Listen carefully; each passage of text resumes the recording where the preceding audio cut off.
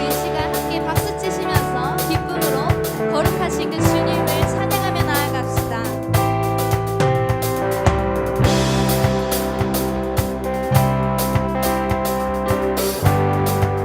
내 맘에 눈을 여소서, 내 맘에 눈을 여소서, 내 맘에 눈을 열어 주 보게 하소서, 주 보게 하소서.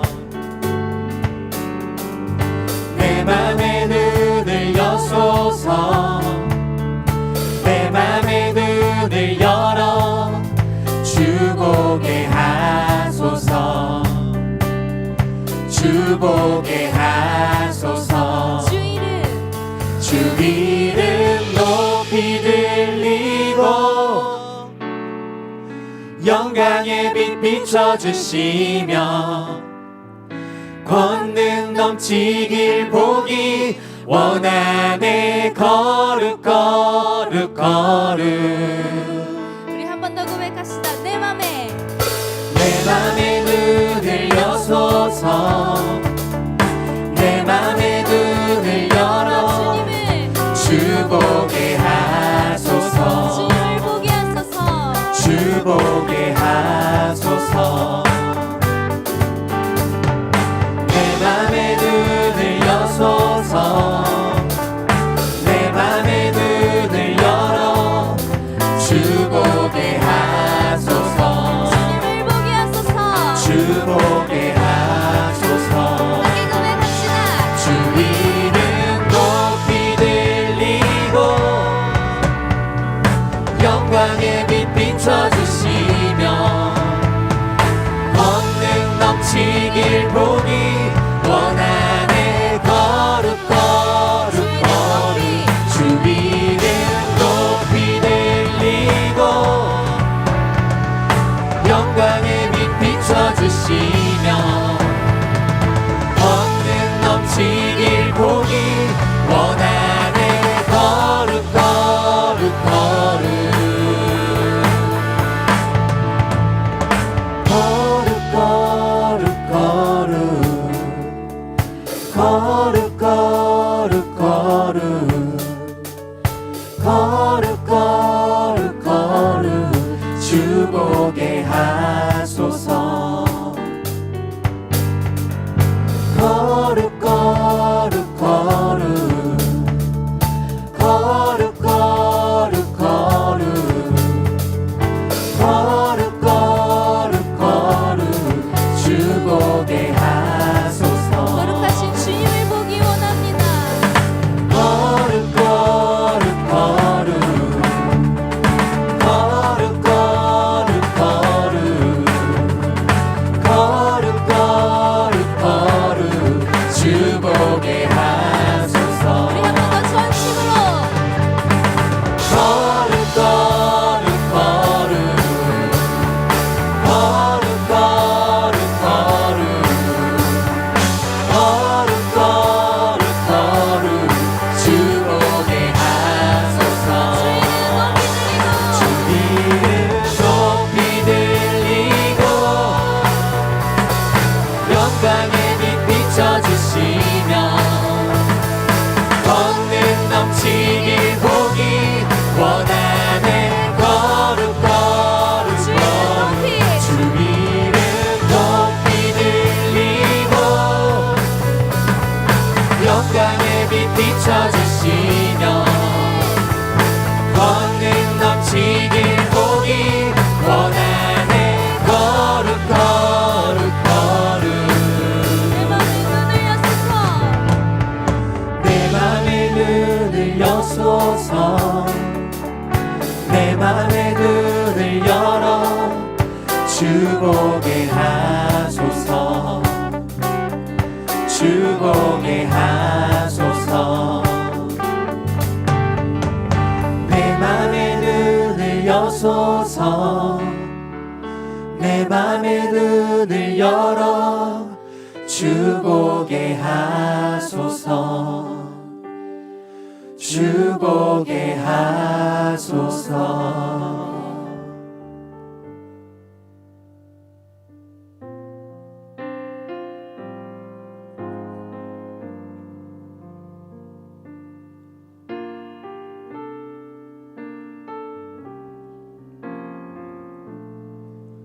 모든 상황 속에서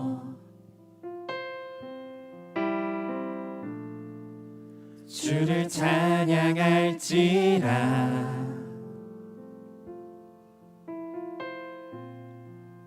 주는 너의 큰 상급,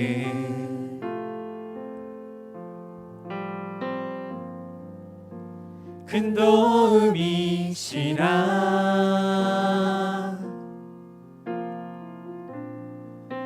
주의 얼굴 구할 때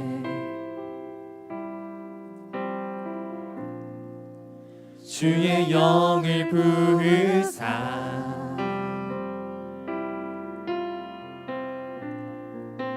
크신 사랑 안에서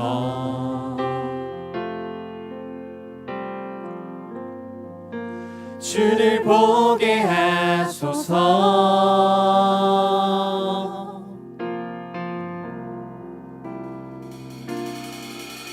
내 영혼이 확정되고 확정되어 싸우니 믿음의 눈 들어 주를 바라봅니다.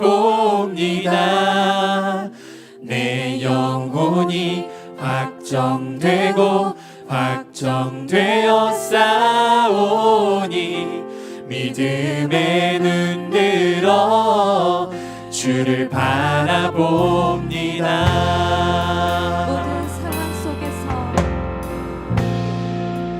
모든 상황 속에서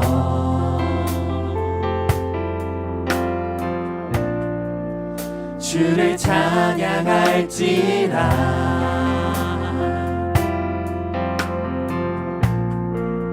주는 너의 큰 상급,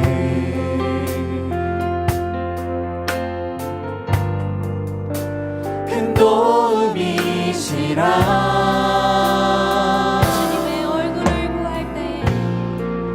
주의 얼굴 구할 때 주님의 성령을 주의 영을 부으사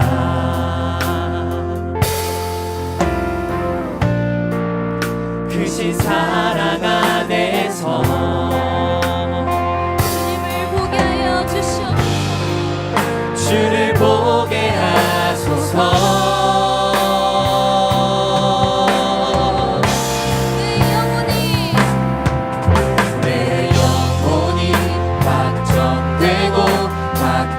되어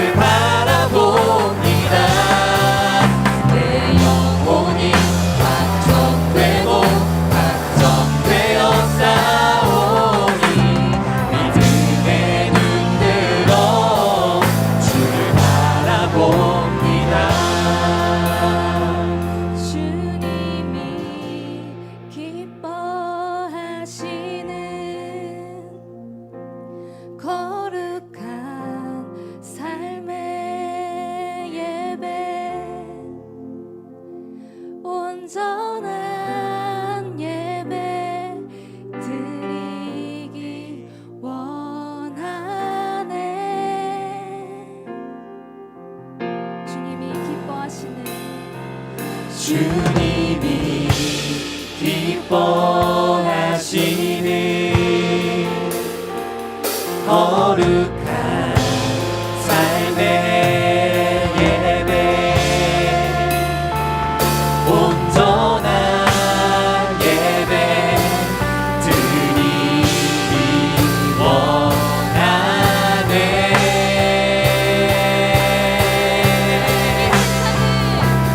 이 세상을 본받지 않으며 마음을 새롭게 하여 변화되게 하소서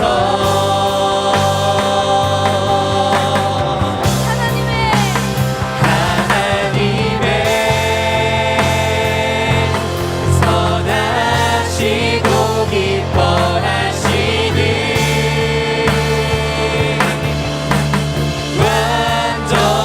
완전하신 뜻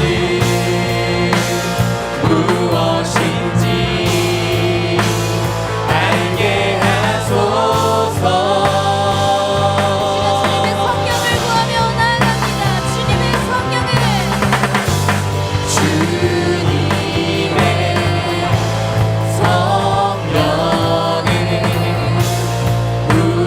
우리에게 부으사 주님의 온전한 뜻 이루게 하소서 주님의 성령을 우리에게 부으사 주님의 온전한 뜻 이루게 하소서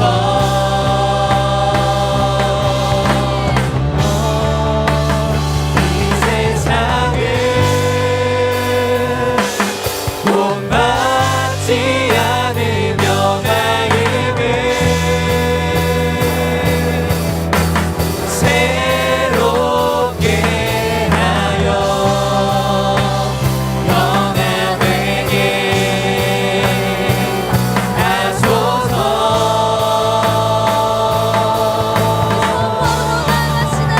하나님의 선하시고 기뻐하시는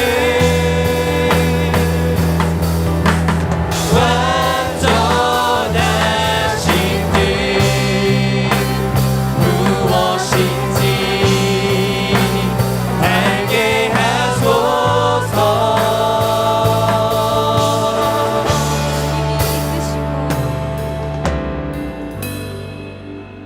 주님이 이끄신 곳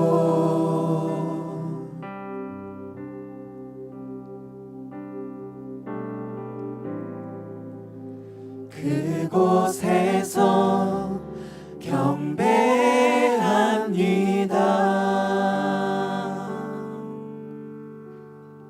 주님의 십자가 앞에 우리의 영혼이 확정되고 확정되었음을 고백합니다. 그 믿음으로 이제는 이 세상을 본받지 아니하고 우리의 모든 시선이, 모든 생각이, 우리의 모든 삶이 거룩하신 주님을 바라보게 하시고 오직 주님의 거룩하심으로 다시 새롭게 변화되어 그렇게 주님이 기뻐하시는 삶으로, 기뻐하시는 그 예배 자리로 나아가기를 원합니다. 말씀 전하시는 목사님의 입술을 통하여 주님의 생명의 말씀을 우리의 마음을 열어 듣게 하여 주시옵소서. 이 시간 함께 기도함으로 함께 나아갑시다.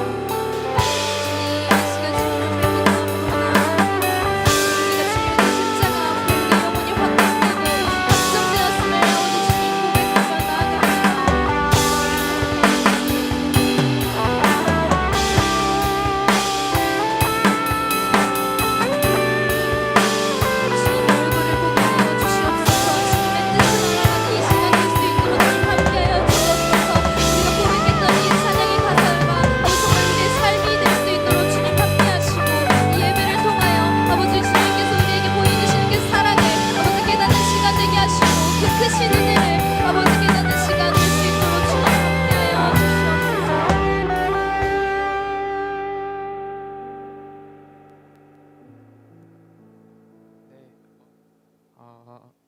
안녕하세요. 오늘은 11월의 선교주일입니다. 이 시간에는 후원 선교지인 영주 동원교회와 아르헨티나의 소식을 기도 제목과 함께 나누겠습니다. 먼저 영주 동원교회 김동훈 목사님의 소식을 전해드리겠습니다. 코로나가 끝나고 교회에 대한 차가운 시선들, 변화된 목회 환경 등의 많은 것이 달라지고 어려워졌음에도 체감하고 계시다고 합니다. 그럼에도 오직 하나님의 은혜와 예수 그리스도의 구원과 다시 오신다는 약속, 마라타나 예수님을 기다리며 교회를 세우는 진정한 교회가 되길 기도해 주시기 바랍니다.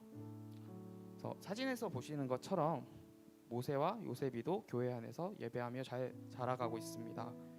계속해서 하나님의 은혜로 잘 성장하기를 함께 기도해 주시면 좋겠습니다. 마지막으로 목사님께서 당신 스스로와 우리 청년함대에게 부탁하신 말씀이 있습니다. 하나님께서는 사람들이 감추고 있는 비밀을 심판하시기에 거룩해야 합니다. 말씀과 기도로 거룩하여 지내라. 디모데전서 4장 5절 말씀대로 말씀과 기도로 거룩해져가는 우리 모두가 되길 바라며 응원의 말씀을 전해주셨습니다. 목사님도 동원교회 성도님들도 그리고 우리 청년함대도 함께 말씀과 기도로 거룩해져 나갑시다. 다음은 아르헨티나의 소식입니다. 김덕현 선교사님께서 지난주 수요일 34시간의 비행 후 아르헨티나로 복귀하셨습니다. 며칠의 쉼의 시간을 가지신 후 회복이 되는 대로 인디언 마을로 돌아가 그동안 진행해 오신 성경 세미나 그리고 구제와 나눔 사역 그리고 협력교회의 돌봄 사역을 계속해서 진행할 예정이라고 하십니다. 특별히 성경 세미나 수료자들을 대상으로 훈련을 시키고 지도자로 세우고자 하는데 다음 세대를 이끌어갈 헌신자들이 잘 세워져서 성교의 끈이 끊어지지 않고 계속 이어지도록 기도해 주시기 바랍니다. 그리고 로마즈 대 사모라 지역에서 매년 11월 말부터 12월 초까지 진행하는 연합 전도 집회를 올해는 호세 목사를 중심으로 준비하고 있다고 합니다. 참여하는 교회들과 섬기며 헌신하는 모든 이들이 주님의 은혜 가운데 설 수 있도록 전도 집회 가운데 하나님의 역사가 가득하길 기도 부탁하셨습니다.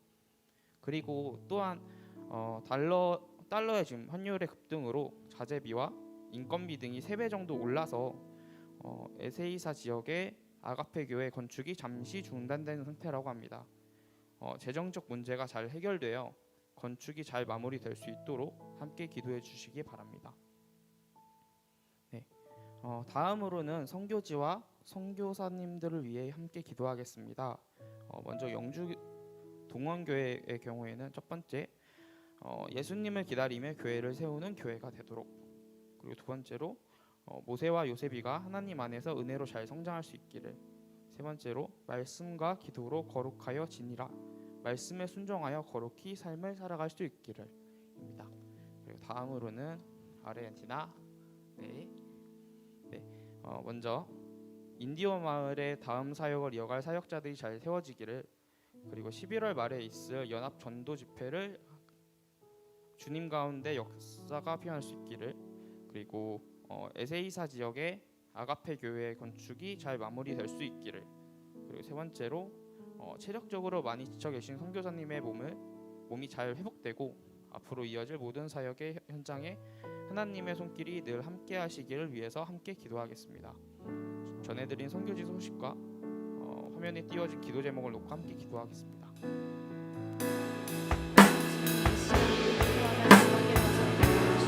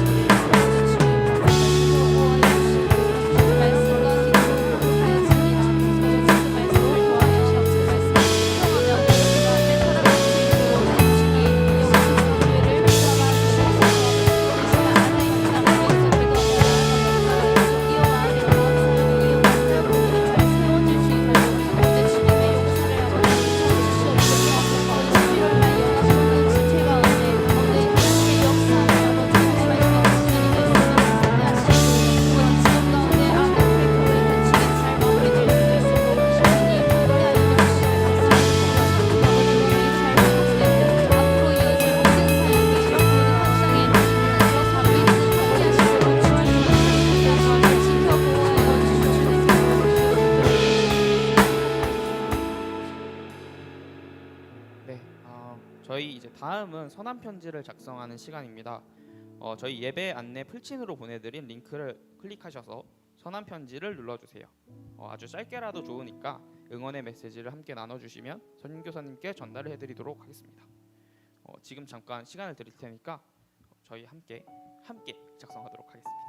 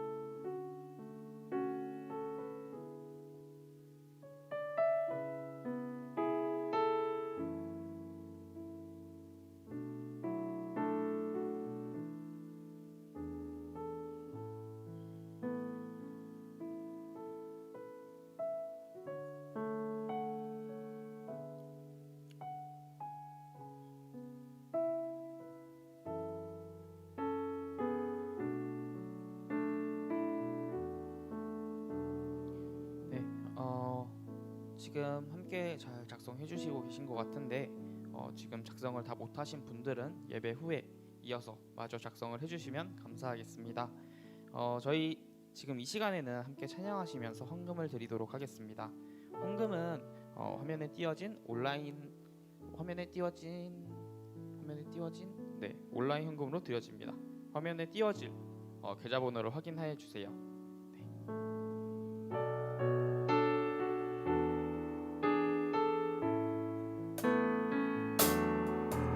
날이 저물어 갈 때 빈들에서 걸을 때 그때가 하나님의 때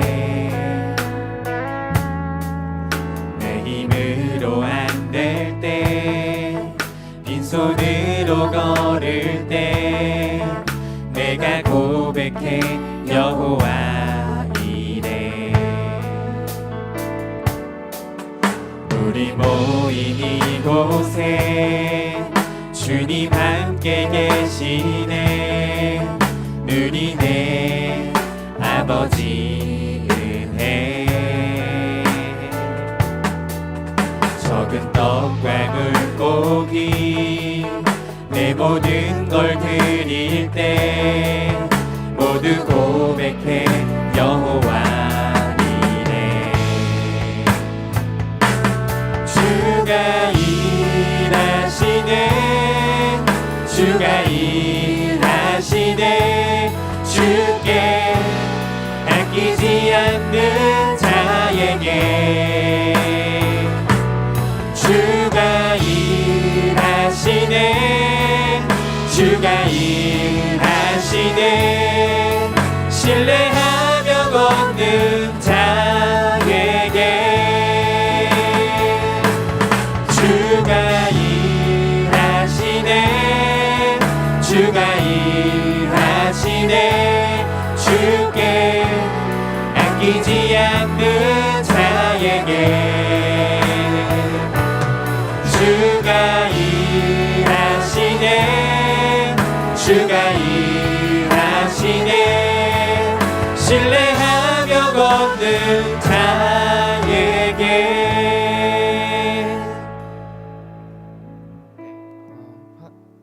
하나님 아버지, 오늘도 저희가 선교지와 선교사님들의 소식을 듣고 함께 기도할 수 있는 시간을 허락해 주심에 감사합니다. 믿음을 지키고 복음을 전하기가 점점 어려워지는 현실 속에서도 오직 하나님만을 의지하며 복음 전파에 힘쓰시는 선교사님들을 축복하여 주시고 주님의 손으로 함께 하셔서 길을 여시고 주의 일을 행하여 주시길 간절히 기도합니다. 우리 또한 너희는 먼저 그의 나라와 그의 의를 구하라. 그리하면 이 모든 것을 너희에게 더하시리라. 말씀하신 주님을 의지하며 일상에서 선교사님의 사명을 끝까지 감당하길 원합니다. 삶으로 사명을 살아내도록 인도해 주시길 기도하며 예수님의 이름으로 기도합니다. 아멘.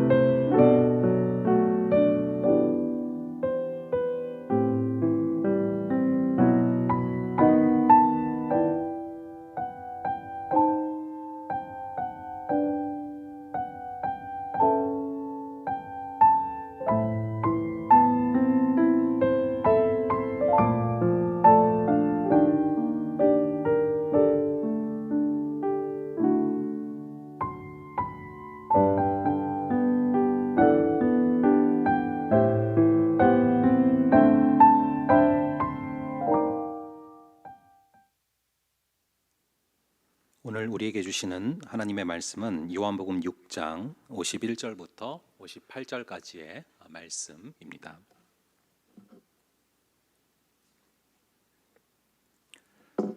요한복음 6장 51절부터 58절까지의 말씀입니다. 저와 여러분 함께 교독하시겠습니다. 나는 하늘에서 내려온 살아있는 떡이니 사람이 이 떡을 먹으면 영생하리라. 내가 줄 떡은 곧 세상의 생명을 위한데 살이니라 하시니라.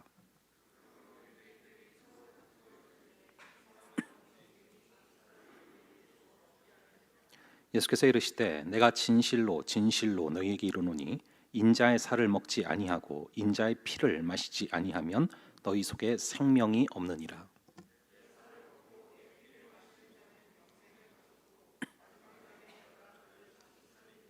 내 살은 참된 양식이요 내 피는 참된 음료로다.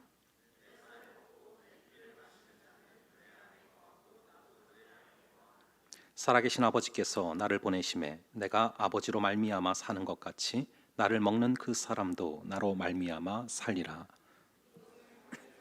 떡이니 조상들이 먹고도 죽은 그것과 같이 아니하여 이 떡을 먹는 자는 영원히 살리라. 아멘. 잠시 기도하겠습니다. 아버지 하나님, 오늘 성찬이 있는 예배로 드려지게 하시니 감사합니다. 아버지, 오늘 이 시간 말씀을 통하여서 또 성찬의 시간을 통하여서 우리가 주님의 십자가를 기념하게 하시고 주님의 살과 주님의 피를 마시는 자마다 줄이지 아니하고 목마르지 아니하리라 말씀하신 그 말씀처럼 주님의 그 귀한 생명이 우리 속에 심겨지는 시간으로 역사하여 주시옵소서. 주님께서 함께하여 주시고 붙들어 주시고 이곳에 있는 한 영혼도 빠짐없이 성령께서 붙잡아 주시고 이끌어 주실 줄을 믿사오며 이 모든 말씀 우리 주 예수 그리스도의 이름으로 기도합니다. 아멘. 예, 오늘 이 성찬 탈육신의 해독제라는 제목으로 같이 말씀을 증거하려고 하는데요. 여러분, 우리 기독교를 기독교답게 만드는 핵심 개념 중에 하나가 바로 이 성육신이라는 개념입니다. 성육신은 말 그대로 육신이 되었다라는 뜻이죠. 하나님께서 영이신데 인간의 몸을 입고 오셨고 그래서 육신이 되셨다. 그래서 여러분, 이 요한복음 1장 14절 한번 볼게요. 요한복음 1장 14절을 한번 우리가 함께 한 목소리로 읽어보겠습니다. 시작.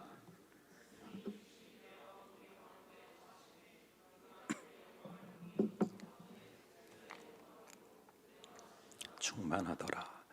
자, 영이신 하나님께서 육신이 되셨고 육신을 입고 오셨고 그래서 우리 가운데 거하셔서 우리가 영이신 그분을 직접 눈으로 볼 수 있게 되었다라는 그런 구절이죠. 그래서 우리는 이 성육신을 우리 신앙생활의 중요한 방식으로 삼아야 합니다. 그런데 오늘날 보면은 이 성육신적인 삶보다는 거꾸로 반대 용어인데요, 이 탈육신적인 삶이 트렌드 같다는 생각을 하게 됩니다. 이 탈육신이 뭐냐 하면요, 제가 이번 주에 이제 성찬을 앞두고 설교를 준비하면서 이 마이클 프로스트의 인카네이트라는 책을 봤는데 그 책에서 이 성육신의 반대 개념으로 탈육신을 이야기를 합니다. 이 탈육신이라는 것은요, 간단하게 말씀드리면은 여러분들이 우리 왜 이 코로나 때요 비대면의 상황들을 많이 겪어보지 않았습니까? 그거랑 흡사하다고 보시면 되는데 거기서 보면요, 이 영화 배우 짐 캐리가 한 말을 이렇게 인용을 하고 있습니다. 한번 보여주시면은요, 이렇게 이야기를 했어요. 가까운 미래에 우리는 기계를 사용해서만 의사소통을 할 것이다.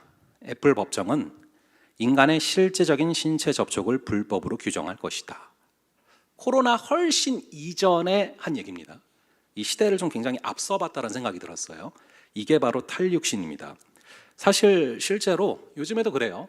제가 이번 주에 신방하다가 한 번은 이제 맥도날드를 갔거든요. 근데 맥도날드 가서 보면요, 딱 그래요. 전혀 이 점원을 마주칠 필요가 없습니다. 그죠? 주문할 때 점원을 마주칠 필요가 없죠. 키오스크로 가면 되고 이제 그 매대에도 이 점원들이 이거를 주문을 받을 생각을 당연히 안 해요. 그렇게 전혀 접촉이 필요 없다라는 것이죠. 이 사람들은 얼굴과 얼굴을 마주 보면서 의사소통을 하기보다는 인터넷을 통해서 연결된 피상적인 세계에서 유랑을 하고 있습니다. 그래서 우리는 실제로 전혀 만나본 적도 없는 사람을 페이스북 같은 SNS에서 만나서 친구라고 칭하죠.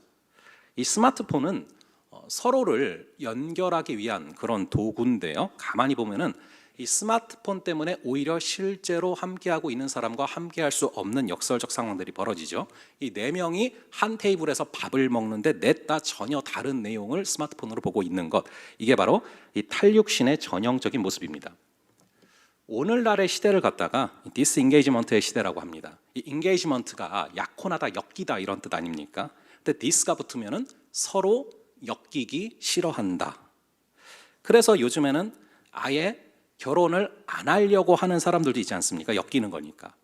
심지어 정서적인 교감을 전혀 나누지 않고 성적인 관계를 맺는 게 가능하다라고 생각하는 사람들까지 나타난 그런 시대입니다. 바로 이 탈육신의 폐해죠.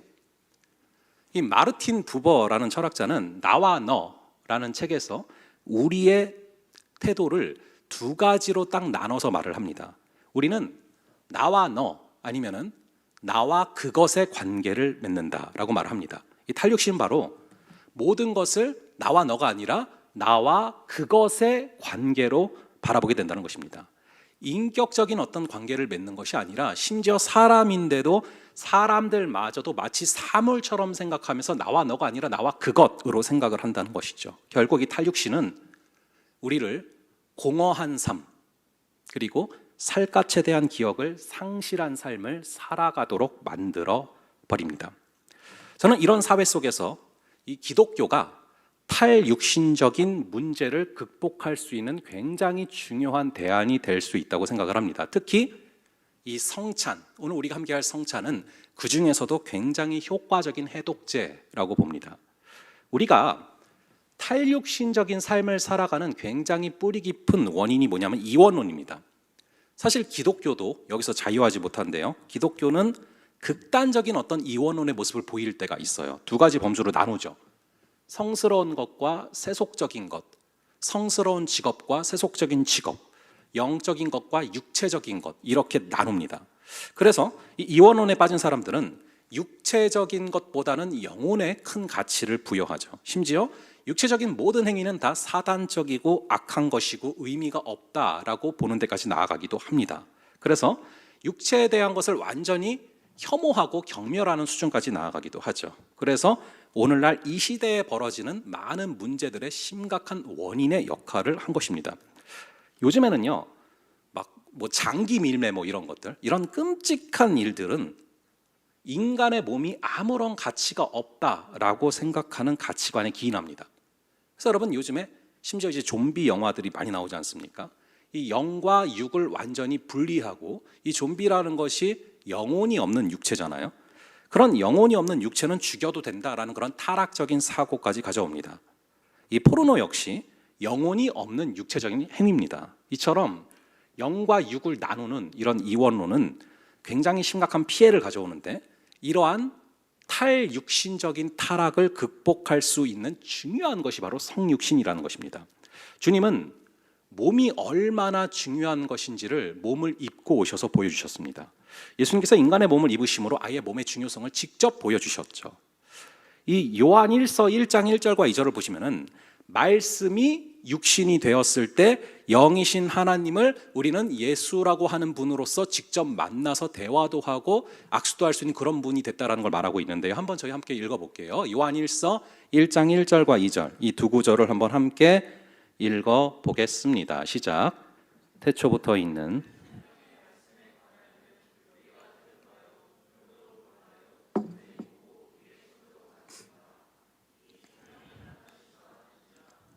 영원한 생명을 우리가 보았고 증언하여 너희에게 전하노니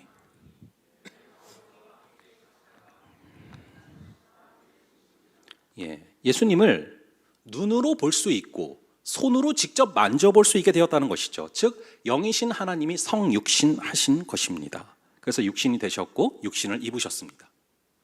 우리 역시도 여러분 그냥 영혼이 아니에요. 우리가 육신이 없는 그런 영혼이 아니라는 것입니다. 또한 우리가 잠시 이 몸이라는 감옥 안에 갇혀 살다가 언젠가는 이 감옥에서 탈출해서 우리의 영혼만 하늘을 날아다니는 그런 존재가 아니라는 것입니다.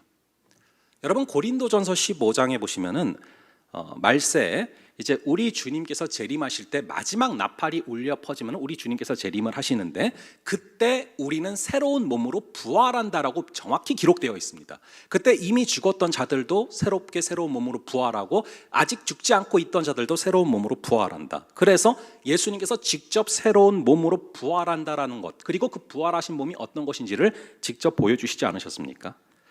이렇게 성육신 하셔서 이 땅에 직접 인간의 몸을 입고 오셨고 게다가 그 육신이 거룩하게 부활할 수 있다라는 것까지 보여주셨습니다. 즉 성육신과 그리고 부활한 육신을 동시에 보여주신 것이죠. 근데 여러분 그거 아십니까? 이 성육신은 성찬과 굉장히 밀접한 연관이 있습니다. 오늘 우리가 함께 할 이 성찬과 성육신이 굉장히 밀접한 연관이 있다는 것입니다. 성경에 보시면은 그리스도의 몸으로 언급된 것이 딱 두 가지가 있습니다. 하나는 바로 교회입니다. 교회는 그리스도의 몸이다 라고 명확히 말씀을 하셨죠. 또 하나가 있는데요. 그게 바로 성찬, 즉 떡과 포도주입니다.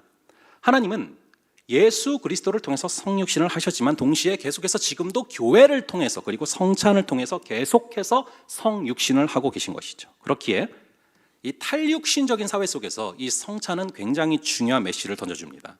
성찬 자체가 너무나 성육신적인 행동이기 때문에 그렇습니다. 즉 탈육신적인 폐해가 가득한 이 사회 속에서 성육신적인 모습이 굉장히 요구되는데요. 성찬은 바로 우리가 그렇게 살아갈 수 있도록 해주는 중요한 통로가 된다라는 것입니다. 사실 사람은 기본적으로 성육신적인 것을 추구하며 살아갑니다. 애들을 보면 정확합니다. 저희 애들이 유치부 때 어느 날 저한테 그런 적이 있습니다. 아빠, 하나님은 어떻게 생겼어? 아빠, 하나님이랑 어떻게 악수할 수가 있어? 어떻게 하나님의 손을 만져볼 수 있어? 라고 물어본 적이 있어요. 이 질문을 던졌습니다. 그래서 그때 얘기해 줬던 게 예수님이었어요. 하나님이 예수 그리스도로 오셔서 제자들의 얼굴도 볼 수 있었고, 그리고 제자들과 같이 밥도 먹을 수 있었고, 또 예수님의 손을 제자들은 만져볼 수도 있었다. 그런데 예수님이 다시 재림하시면 우리도 그렇게 될 수 있어 라고 얘기를 해줬던 적이 있어요. 우리 안에 어려서부터 기본적으로 성육신적인 것을 추구하는 그런 성향이 있다는 것입니다. 여러분, 우리가 누군가를 진짜로 사랑할 때 나오게 되는 모습이 바로 성육신적인 행동이죠. 그 집단을 사랑하면 그 집단과 같은 존재가 되려고 하는 것입니다. 제가 살면서 굉장히 급격하게 헤어스타일을 바꿨던 적이 딱 한 번 있습니다. 제가 고등부 사역을 시작했던 게 2006년도입니다. 근데 그때 사역을 시작하면서 원래 고수하던 스타일이 있었는데요. 그때 제가 뭘 했냐면은 샤기 컷으로 잘랐습니다. 그게 이제 저한테는 굉장히 큰 변화였는데, 그때 어떤 내 마음에 뭔가 이 머리가 그 당시 애들이 하던 샤기 컷으로 해야 뭔가 같이 통할 수 있을 것 같다, 그런 마음이 있었던 거죠. 그러다가 이제 그런 게 굉장히 얄팍한 방법이다라는 걸 깨닫고, 이제는 담당하는 친구들의 어떤 마인드라던가 가치관이라던가 아니면은 뭘 좋아하나, 뭘 보나, 어떤 영상들을 보는지 뭐 이런 것들로 좀 바뀌어가게 됐죠. 그러니까 성육신이라는 게 그들화되는 거 아닙니까? 이렇게 우리 안에는 근본적으로 이 성육신을 추구하는 정서가 있습니다. 그래서 예수님께서 이 땅에 오셔서 성육신 하셨고, 완전한 사람이 되셨고, 사람의 대표가 되셔서 우리의 죄를 대신 감당하셨다라는 것입니다. 그런데 지금은 우리가 예수님을 직접 눈으로 볼 수가 없잖아요. 예수님의 손을 만질 수가 없지 않습니까? 그런데 지금도 여전히 성육신하신 그분을 성찬으로 경험할 수 있다라는 것입니다. 그래서 이 종교개혁자 존 칼빈은 영적 임재설을 주장했습니다. 성찬을 통해서 그분이 영적인 몸으로 임재를 하신다, 즉 성찬으로 다가오신다라는 것이죠. 여러분, 우리가 하게 될 성찬, 그리고 여러분들이 적어도 1년에 2번은 하는 성찬, 그리고 어떻게 보면 더 많이 해야 될 수도 있는 그 성찬, 이 성찬이 무엇입니까? 이 성찬은 주님의 거룩한 만찬을 뜻합니다. 말 그대로 성찬, 즉 거룩한 만찬이죠. 최후의 만찬 때 그리스도께서 자신의 십자가 죽음을 기념하면서 떡과 잔을 나누셨는데, 그 떡과 잔을 갖다가 성찬이라고 합니다. 말 그대로 거룩한 만찬이죠. 이 떡과 포도주 혹은 빵과 포도주, 이것이 무엇을 의미합니까? 고린도전서 11장 24절을 보시면은 이 떡은 주님께서 찢기신 살을 의미합니다. 그리고 11장 25절을 보시면은 이 잔은 주님의 피를 의미해요. 예수님이 십자가에 달리시면서 거기서 살점이 뜯기셨고 피를 흘리셨습니다. 그 뜯기신 살점이 바로 떡이요, 그분께서 십자가에서 흘리신 피가 바로 포도주다라고 말을 하는 것입니다. 그래서 이 두 가지를 통해서 십자가를 생각하고 십자가를 기념하라라는 것입니다. 그래서 여기 보시면 나를 기념하라라고 써져 있죠. 이 떡과 잔을 통해서 십자가에 달리신 예수 그리스도를 기념하라라는 것입니다. 그래서 그 보혈을 통해서 우리의 죄악이 씻겨지고, 그리고 우리가 주님을 위해서 살아갈 수 있는 그런 자녀로 다시 살아날 수 있다라는 것이죠. 동시에 오늘 본문을 보시면은 우리 한번 요한복음 6장 53절을 보겠습니다. 요한복음 6장 53절의 말씀을 함께 읽어 보겠습니다. 시작.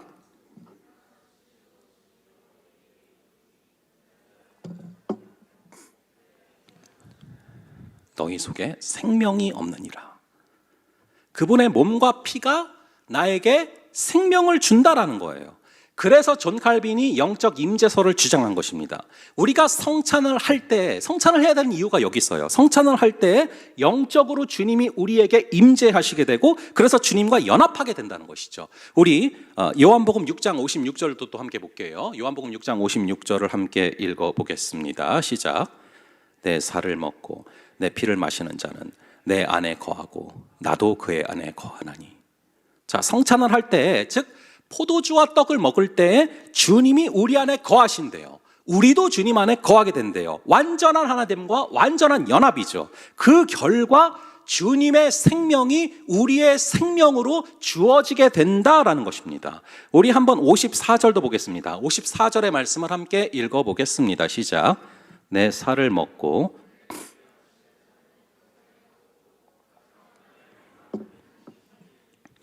우리가 있다가 내 살을 먹고 내 피를 마시는 자는 뭐를 가진대요? 영생을 가질 거예요? 가졌고예요? 가졌고입니다. 미래에 갖게 된다라는 게 아닙니다. 성찬을 하면 그 순간 이미 영생을 가졌대요. 현재 완료형이 헬라어에서도 쓰이고 있습니다. 즉 우리는 영생을 천국에서만 누린다라고 생각을 하지만 시제가 이미 주신 거예요. 이미 가졌다라는 것입니다. 성찬을 하는 순간 주님의 생명이 우리에게 주어지게 된다라는 것이죠. 즉 예수님이 가진 생명을 베풀어 주시는데 그게 바로 영생이고 그게 바로 성찬을 통해서 우리에게 주어지는 생명이라는 것입니다. 여러분, 영생은 우리가 단순히 영원히 사는 거, 길이, 양 이런 걸로만 생각을 하는데 이 영생은 길이나 양적인 측면만 있는 것이 아니고 질적으로도 전혀 다른 차원의 생명을 갖게 된다라는 것을 말하고 있는 것입니다. 예수님의 생명으로 살아가게 된다는 것이죠. 여러분, 우리가 성찬을 통해서 영생을 받고 질적으로 전혀 다른 생명, 즉 예수의 생명으로 살아간다는 게 무슨 뜻입니까? 이제는 내가 사는 것이 아니요, 내 안에 그리스도께서 살아가시는 것이고, 그래서 이전에는 하지 못하던 것을 이제는 할 수 있게 된다는 것입니다. 나보다 남을 더 낫게 여기는 삶을 주님의 생명을 주실 때 그때 그게 가능하다는 것이죠. 일용할 양식을 주시는데 일용할 양식 이외의 것들을 내가 아닌 다른 분들을 위해서, 다른 사람들을 위해서 나누는 것이 주님의 영생, 즉 주님의 그 생명이 주어질 때 가능하다는 것입니다. 그래서 우리가 참된 마음으로 떡과 잔을 받고 성찬을 하고 나면 우리의 생명 자체가 나의 생명이 아니라 예수의 생명 자체가 돼서 살아가게 되고, 그러할 때 예수께서 우리를 살리셨듯 우리도 또 다른 누군가를 살릴 수 있다라는 것입니다. 우리 한번 51절을 보겠습니다. 51절의 말씀을 한번 함께 읽어보겠습니다. 시작. 나는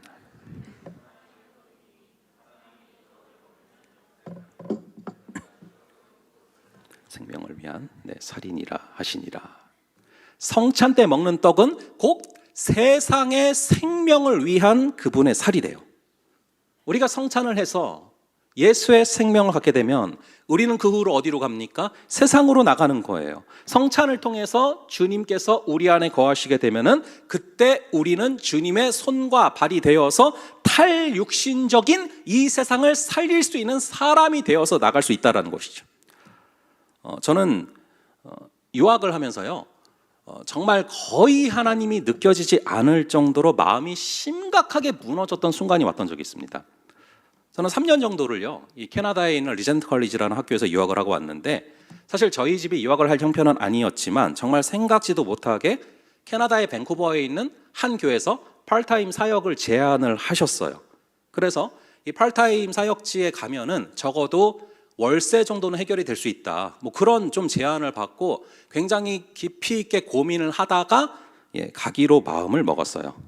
그래서 이제 간 게 2014년도 11월이었는데 정말 우여곡절 끝에 은혜로 토플 점수를 얻었고, 그리고 이제 9월에 학기가 시작이 됐습니다. 근데 입학 후에 굉장히 큰 문제가 생겼어요. 제가 가자마자 학교를 간 게 아니기 때문에 가자마자는 처음에 몰랐는데, 가만히 보니까 제가 이제 캐나다에 가서 사역을 시작했던 그 교회랑 제가 이제 입학을 하게 된 학교가 너무 거리가 먼 거예요. 제가 이제 사역을 시작한 교회가 파트타임 사역지였지만 매일마다 나가야 되는 그런 교회였는데, 학교가 얼만큼 걸리냐면은 그 교회에서 차로 이제 그 대중교통을 타고 갔거든요. 가는 데만 2시간, 오는 데 2시간, 총 4시간이 걸리는 거예요. 그러니까 이게 도저히 겹치는 상황들이 계속 벌어져서 진행이 안 되는 겁니다. 그래서 결국에는 그 학교에 입학하고서 9월 달에 입학을 하고서 2개월 뒤에 11월에 그 사역지를 나와야 되는 상황이 벌어졌습니다. 사실 그 사역지에서 주셨던 그 사례비로 월세를 냈었는데, 즉 11월 이후에 이제 12월부터는 다음 달 월세를 낼 수 없는 상황이 된 거예요.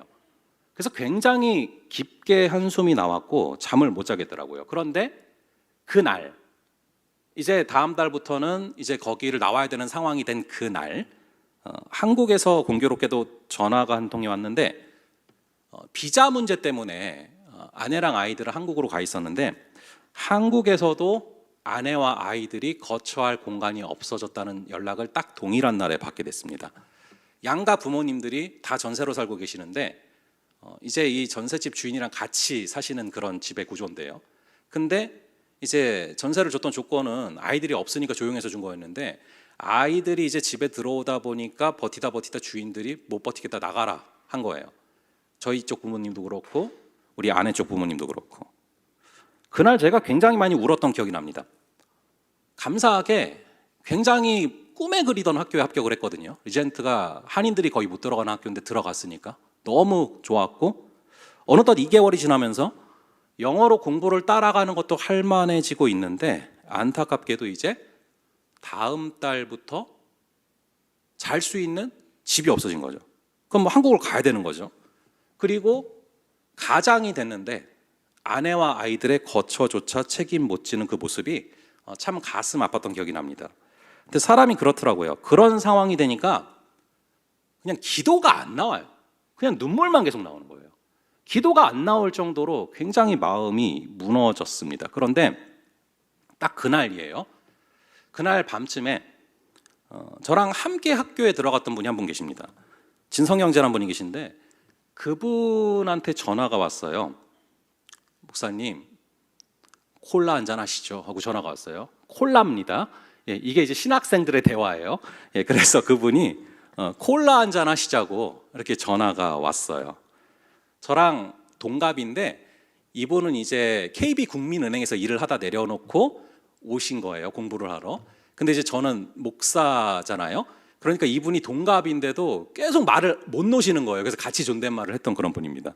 근데 이분이 콜라 한잔 하시면서 왔는데 콜라를 한잔 하고 그리고 A&W라고 햄버거가 있어 그걸 먹고 그리고 이제 가려고 하시는데 가시려는 딱 그 타이밍에 이분이 무슨 봉투를 하나 주시는 거예요. 그래서 이게 뭡니까 여쭤봤더니 본인이 다니는 교회에서 어떤 분이 장학금을 주셨는데 이상하게 성 목사님 생각이 계속 났다면서 봉투도 안 뜯고 이거를 그냥 봉투째로 그대로 가져오신 거예요. 굉장히 두꺼운 봉투였거든요. 그래서 아니 이걸 어떻게 받냐, 도저히 못 받는다 얘기를 했는데 결국에 주고 가셨어요. 근데 그게 딱 2달치 월세비였습니다. 그리고 2달 뒤에 공부와 사역을 병행할 수 있는 그런 또 배려해 주시는 교회를 만나서 유학을 이어갈 수 있었습니다. 그리고 그날 밤 한국에서도 다시 전화가 왔어요. 아내 친구 한 명이 이제 저희 아내랑 아이들을 머물 수 있게 자기 집에서 머물 수 있게 해줬다고 연락이 왔습니다. 그래서 그날 하루 종일 흘렸던 많은 눈물에 응답하시는 하나님을 경험할 수 있었습니다. 저는 제 동료분의 그 행동을 보면서 굉장히 큰 충격을 받았던 기억이 아직도 생생해요. 어떻게 자신에게 들어온 그런 봉투도 안 뜯고 다른 사람에게 그대로 전해주는 게 어떻게 가능할까? 저는 그날 참 많은 걸 배웠습니다. 그리고 깨달아지는 것은 그분은 바로 영생으로 사는 분인 거예요. 예수의 생명으로 살아가는 분인 거예요. 그러니 자신에게 들어온 물질인데도 일용할 양식 이외의 것들을 남에게 아낌없이 나누는 것들이 가능한 것이죠. 사실 그날 너무 마음이 아파서 기도도 안 나오고 눈물만 흘리고 하나님이 느껴지지 않을 정도로 마음이 심각하게 무너져 있는 상황이었는데 예상치 못한 동료를 보내셔서 예수님의 눈빛을 보게 하셨고 예수님의 손과 발을 느끼게 하셨고 예수님의 숨결을 느끼게 하셨던 그 순간이 생생합니다. 그게 바로 문자 그대로 성육신적인 삶 아닙니까? 누군가가 하나님이 느껴지지 않을 정도로 마음이 무너져 있을 때 예수의 생명을 가지고 나가서 예수의 숨결을 느끼게 해주고 그분의 사랑을 느끼게 해주는 것, 그게 바로 성찬적인 삶이 아닙니까? 그래서 저는 주님께도 큰 빚을 졌지만 그 형제분께도 너무나 큰 빚을 졌습니다. 그래서 귀국하면서 제가 갖고 있는 것들을 쭉 드리고 왔는데 그래도 빚이 갚아진 것 같지가 않아요, 늘. 왜냐하면 하나님이 느껴지지 않을 정도로 마음이 무너졌을 때 그분을 통해서 예수님의 손과 발을 보았고 예수님의 눈빛을 보았기 때문이죠. 그래서 나도 누군가에게 그런 삶을 살아가야겠다라는 것을 이번 주에 다시금 강하게 묵상을 하게 됐습니다. 그게 바로 성찬을 통해서 우리가 나아가야 되는 삶의 방향인 줄로 믿습니다. 이 세상은 탈육신적인 트렌드 가운데 공허해하고 있어요. 이 살갗에 대한 기억을 잃어버리고 있습니다. 그래서 메마름 가운데 죽어가고 있습니다. 그 영적인 거대한 공백을 누가 메꿔줄 수 있습니까? 예수님이 보여주시지 않으셨습니까? 아예 성육신을 하셨고 그들 가운데 들어가지 않으셨습니까? 이제는 우리가 성찬을 통해 그분의 생명이 우리 안에 거하게 될 때 우리가 예수의 심장으로 예수님의 손과 발이 되어서 우리가 성찬적인 삶을 살아가야 될 줄로 믿습니다. 마지막으로 이 두 구절을 읽고서 마치겠습니다. 요한복음 6장 56절과 요한복음 6장 51절입니다. 먼저 56절 함께 읽겠습니다. 시작. 내 살을 먹고 내 피를 마시는 자는 내 안에 거하고 나도 그의 안에 거하나니. 그리고 51절입니다. 나는 하늘에서 내려온 살아있는 떡이니 사람이 이 떡을 먹으면 영생하리라. 내가 줄 떡은 곧 세상의 생명을 위한 내 살이니라 하시니라. 아멘. 이 말씀이 그대로 이루어지는 그런 오늘 되시기를 간절히 바랍니다. 잠시 기도하겠습니다. 아버지 하나님, 오늘 성찬을 앞두고 이 탈육신적인 그런 시대적인 흐름 가운데 고통스러워하는 그런 시대 가운데 우리가 이 성육신적인 삶을 살게 해주는 힘이 바로 성찬임을 다시금 바라봅니다. 아버지, 이 시간 우리가 성찬 가운데 나아갈 때 아버지 성령께서 역사하셔서 아버지 하나님 우리의 심령 가운데 주의 영생을 심어주시고 주의 그 생명으로 걸어갈 수 있는 그런 우리 모두가 되게 하여 주시옵소서. 감사드리고 이 모든 말씀 우리 주 예수 그리스도의 이름으로 기도합니다. 아멘.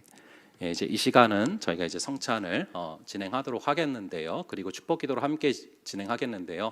간단하게 설명을 드리고 방식을 말씀드리고 바로 진행을 하도록 하겠습니다.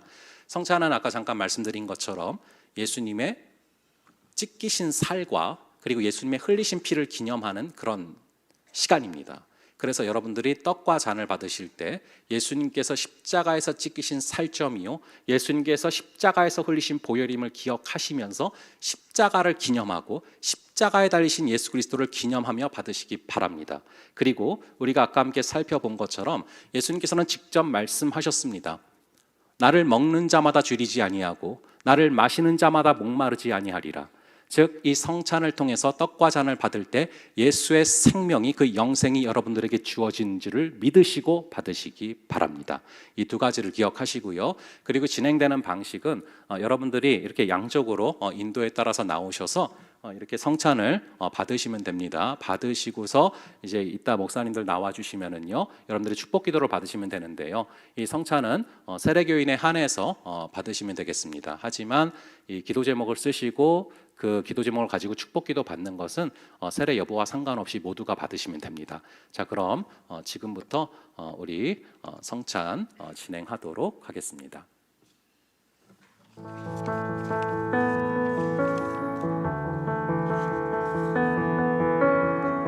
저는 이대동 고산이다.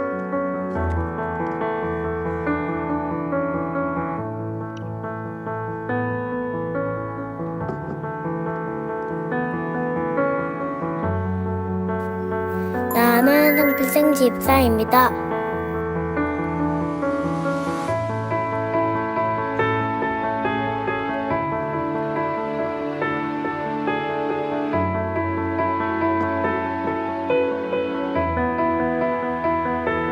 저는 윤서와 지휘자입니다.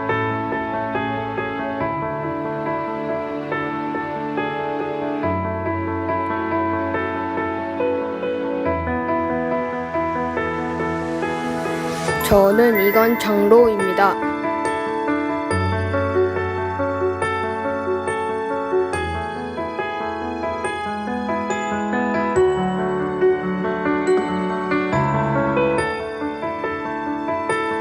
저는 김서준 목사입니다.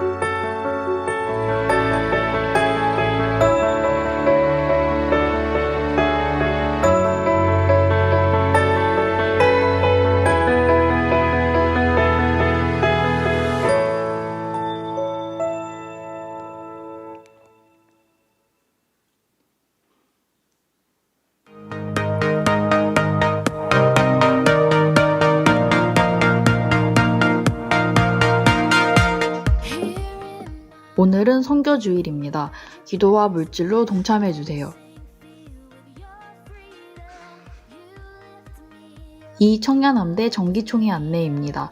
19일 예배 후에 23년도 총회가 있습니다. 회장 선거도 진행할 예정이니 많은 기도와 참여 부탁드립니다. 킹덤 기도회 안내입니다. 하나님의 나라와 의를 구하는 킹덤 기도회가 6시 10분부터 함대 쉼터에서 진행됩니다. 함대 여러분의 많은 참여 바랍니다. 문의는 정인환 목자 당자님께 부탁드려요. 1청년 함대 광고입니다. 1청년 함대 정기총회 안내 2023년 사업 회계보고 및 2024년 회장, 부회장을 선출하는 1청년 함대 정기총회가 11월 19일 다음 주 주일 예배 후에 있습니다. 2024년도를 이끌어갈 리더들을 위해 많은 기도와 적극적인 참여 부탁드립니다. 2024년도 1청년 함대 회장 후보자는 00기 김진수, 02기 정혜비, 00기 조예원 총 3명입니다. 문의는 김예슬 회장에게 해주세요. 성탄절 공연팀 모집 성탄절을 맞이하여 12월 24일 주일 저녁 전야제를 빛낼 1청년 함대 공연팀을 모집합니다. 기쁘게 찬양하며 예수님의 탄생을 축하하는 일에 함께해요. 함대원들의 많은 참여 부탁드리며 신청은 각 목자들에게 해주세요. 연습 일정은 다음과 같습니다. 문의는 임승현 선교국장님께 해주세요. 이따팀 연탄 봉사 추운 겨울 이웃들에게 따뜻함을 선물하고자 이따팀에서 연탄 봉사자들을 모집합니다. 하나님의 사랑을 실천하는 일에 많이 동참해주세요. 신청은 풀친으로 나간 신청폼으로 부탁드립니다. 일시는 11월 25일 토요일, 시간은 추후 공지 예정이며 참가비는 15,000원입니다. 문의는 김효민 이따팀장님께 부탁드립니다. 온세기교회 청년함대 여러분들 안녕하세요.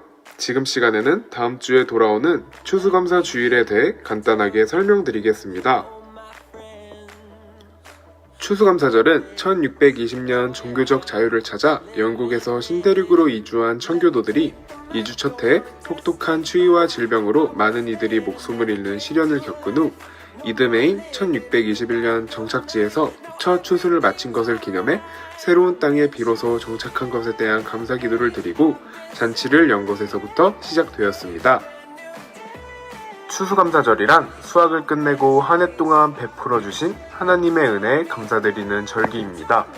한국에서는 11월 셋째 주 주일을 추수감사 주일로 하고 미국의 경우는 11월 네 번째 목요일을 추수감사절이라고 합니다.